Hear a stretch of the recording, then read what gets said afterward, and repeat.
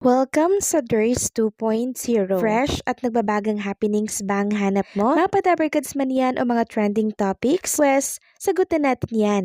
Kaya naman isubscribe nyo na ang ating channel para sa mga nagbabagang balita everyday. Welcome back again sa ating YouTube channel mga kadabarkads, and for today's video, ang pag-uusapan natin ay tungkol sa mga importanteng kaganapan sa loob at sa labas ng Itbulaga. Unahin nating pag-usapan ang tungkol nga dito sa kaganapan ni Bossing Vic Soto kasama ang kanyang pamilya dito po sa Hong Kong. Inilabas nga po ni Pauline Luna Soto ang ilang picture kuha po dito sa Hong Kong. Makikita nga dito na talaga namang in-enjoy at sinulit nila ang kanilang vacation. Samantalang reminders lamang mga kadabarkads para po sa ganap ni Eunice and Nyonyol Kim dito sa P-Pop Eskwela Fest. Te-remind po yan ng TBJ or ng Itbulaga. Sabi nga dito, UA Red Warriors, magkita-kita tayo ngayong araw kasama si Eunice at si Yunyul.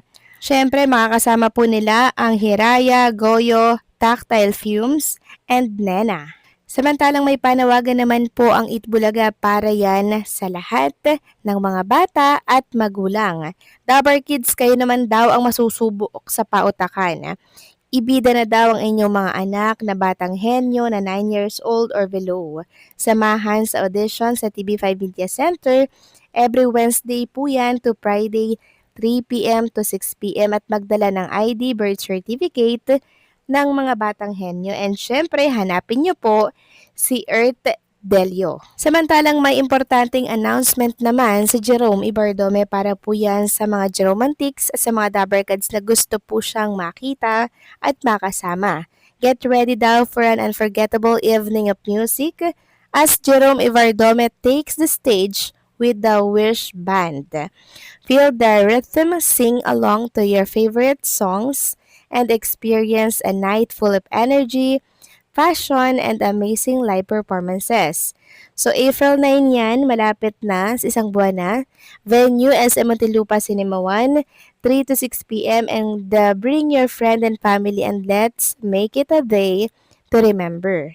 Reserve your ticket now and i-PM nyo po si Ma'am Christina Ignacio or call Nariza Mendoza. Ayan po yung number mga kadabarkads. At dahil nga dito, bumuhos po ang congratulatory message para kay Jerome. Sabi nga po ni Mama Maria, congrats anak, naka-1 taon ka na sa iyong journey at sa iyong career. Malaking hamon sa iyong buhay, naabot mo na ang iyong tinatamasang tagumpay. Keep always strong man to your life. Lord, give everything to become successful your journey and career.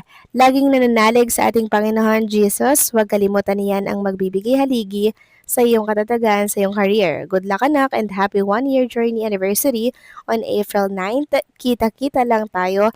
Love you all. And syempre, nagbahagi din po ng ilang pictures si Ma'am Christina Ignacio na kung saan makikita nga dito nakasama po ni Jerome Ibardome ang ilang mga bagets. Nakikipaglaro talaga siya.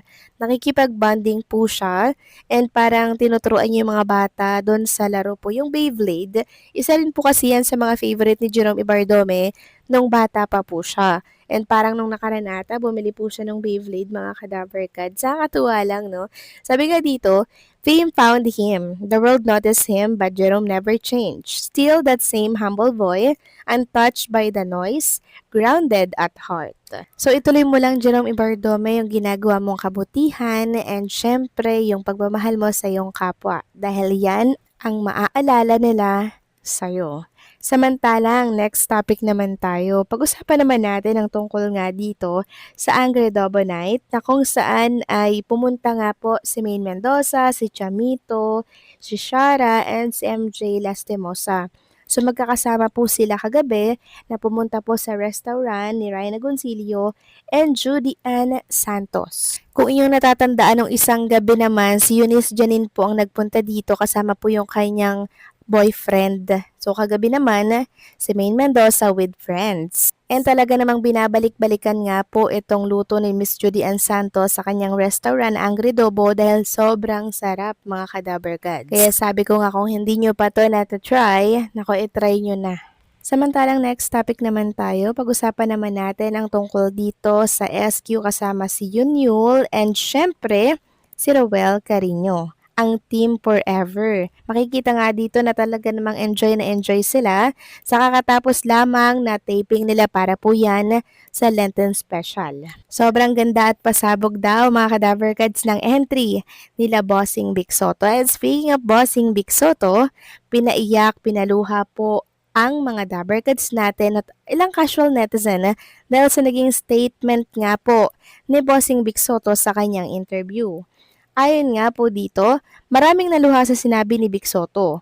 Hindi mo obligasyon na bayaran ang mga magulang mo sa pagpapalaki sa'yo. Pero obligasyon mo na mahalin sila sa panahong di na nila kayang kumita ng pera. Kasi ang totoo, hindi tayo pinalaki para maging investment. Hindi nila tayo minahal na may kapalit.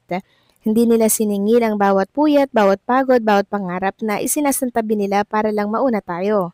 Darating talagang panahon na babagal ang lakad nila, manginginig ang kamay, at ang bahay na dati puno ng boses nila unti-unti nang tatahimik. At sa katahimikang yon, doon ka tatamaan. Hindi na sila humihingi ng pera, oras na lang. Pasensya, lambing. Isang tanong kung kumain na ba sila. Isang upo sa tabi nila kahit paulit-ulit ang kwento. Isang hawak ng kamay na parang nagsasabing mapa, andito lang ako. Hindi ito bayaran. Ito ay pagmamahal na bumabalik sa pinanggalingan at kung minsan naiirita ka. Paalalahanan mo ang sarili mo, minsan din ikaw ang inulit-ulit nila pero minahal ka pa rin nila ng buo. Source, Vic Soto interview, public statement, quote widely circulated online. So agree po ako sa naging statement na to ni Bossing Vic Soto mga Kadaver Cards. Napakaswerte po natin lalo na kung kasama natin ang mga magulang natin, malakas pa po sila, 'di ba? Kung kaya naman nating kumita ng pera, tulungan naman natin sila. Hindi naman investment ang anak, kundi yun ba parang ganti na lang natin sa kanila sa kabutihang loob na pinakita nila sa pagbuhay sa atin. Kung baga ipasasalamat na din po yun mga Kadaver Cards, diba? It's payback time, ika nga po nila. Kaya maging kayo rin siguro matatamaan, maluluha, and syempre mas tatouch sa naging statement na to ni Bossing Vic Soto na nagsisilbi pong eye-opener para po sa lahat ng mga kabataan, sa lahat po ng mga anak na talaga namang nakakalimutan po ang kanilang mga magulang. Bagkus ay inuuna po yung barkada, sugal, inom, gimmick. Nakakalimutan po nila yung kanilang magulang na lagi pong nanghihingi ng oras, atensyon, and syempre pag-aaruga. Kaya napakaswerte natin kung meron pa tayong mga magulang, mga Kadaver Cards. Kaya hanggat andyan sila, ipakita natin yung pagmamahal sa kanila, mga Kadaver Cards. Isang paalala lamang yan mula kay Bossing Vic Soto. So paano mga Kadaver Cards, hanggang dito na lamang pong update natin. Maraming salamat sa patuloy na pagsuporta.